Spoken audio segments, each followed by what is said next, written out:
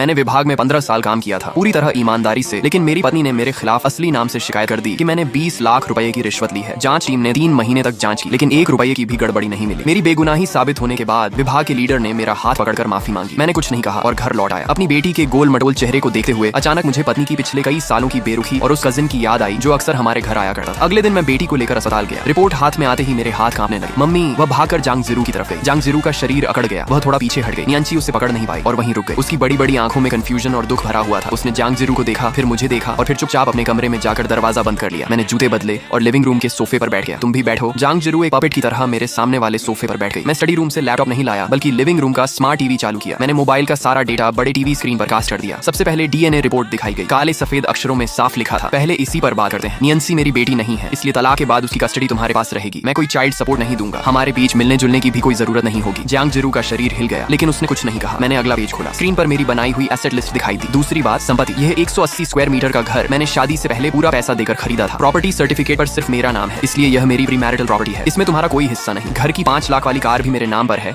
और शादी से पहले की सेविंग्स से खरीदी गई थी, इसलिए उसमें भी तुम्हारा कोई हिस्सा नहीं। बैंक बैलेंस जो जिसके नाम पर है उसी का रहेगा। मैंने तुम्हारे अकाउंट चेक किए हैं। तुम्हारे माता पिता के पैसों के अलावा सॉन्ग जेयूएन पिछले साल से तुम्हें कुल 3.2 लाख यूएन ट्रांसफर कर चुका है। तुमने दूसरे लोगों के बैंक कार्ड्स इस्तेमाल किए ताकि मुझे पता न चले, लेकिन ये पैसे तुम्हारे और उसके अफेयर का सबूत है। मैं इन्हें कोर्ट में पेश करूंगा। मैं जितनी बातें कहता गया उसका चेहरा उतना ही सफेद पड़ता गया। मैंने आगे बढ़ाया। स्क्रीन पर सॉन्ग जेयूएन और उसकी होटल एंट्रेंसेस तथा पार्किंग लॉट्स में गले मिलने और किस करने वाली तस्वीरें चलने लगी। हर फोटो के साथ टाइम और लोकेशन साफ लिखी हुई थी। तीसरी बात, तलाक का कारण। शादी के दौरान अफेयर और लंबे समय तक गलत रिश्ता रखना, इसके सबूत पक्के हैं। लेकिन सबसे महत्वपूर्ण बात यह है कि तुम और सॉन्ग जेयूएन ने मिलकर मुझे झूठे केस में फंसाने की साजिश की ताकि मैं जेल चला जाऊं और तुम मेरी सारी संपत्ति हड़प सको। ये सिर्फ अफेयर नहीं, क्राइम है। स्क्रीन पर वीचैट चैट रिकॉर्ड्स के स्क्रीनशॉट्स दिखाई दिए। लगता है पति को मुझ पर शक हो रहा है। अब क्या करें? प्लान के मुताबिक चलो। जब वह अंदर चला जाएगा तो तुम और नियांसी दोनों मेरे हो जाओगे। क्या वह सच में उस 20 लाख वाली फिक्स्ड डिपॉजिट स्लिप पर भरोसा कर लेगा? तुम बस कहना कि तुमने अपनी आंखों से देखा है। जांच एजेंसियां अक्सर गलती से पकड़ लेंगी, लेकिन छोड़ेंगी नहीं। जैसे ही वह कंट्रोल में जाएगा हम जीत जाएंगे। ये सब उसे पूरी तरह तोड़ देने वाली आखिरी चोट होगी। जांग जिरू टीवी पर अपनी और सॉन्ग जेयूएन की ये गंदी चैट्स देखकर आंखें टूट गई। ऐसा नहीं है, उसने मुझे मजबूर किया था। उसने कहा कि वह मुझसे प्यार करता है। उसने कहा कि तुम मेरे साथ पहले जैसे अच्छे नहीं रहे। उसने कहा कि सिर्फ वही मुझे खुश रख सकता है। तुम्हारी शिकायत करना भी उसी का आइडिया था। उसने कहा था कि जैसे ही तुम गिर जाओगे हम हमेशा के लिए साथ रहेंगे। इस वक्त भी वह सारी जिम्मेदारी सॉन्ग जेयूएन पर डाल रही थी। मैंने टीवी बंद कर दिया। लिविंग रूम में फिर सन्नाटा छा गया। मैं उठा और स्टडी रूम से पहले से प्रिंट किए हुए 2 डॉक्यूमेंट्स लाकर उसके सामने टी टेबल पर फेंक दिए। एक डिवोर्स एग्रीमेंट था और दूसरा प्रॉपर्टी वेवर स्टेटमेंट। साइन कर दो, कल हम सिविल अफेयर्स ब्यूरो जाकर शांति से अलग हो जाएंगे। मैं तुम्हारे झूठे आरोपों की क्रिमिनल लायबिलिटी नहीं उठाऊंगा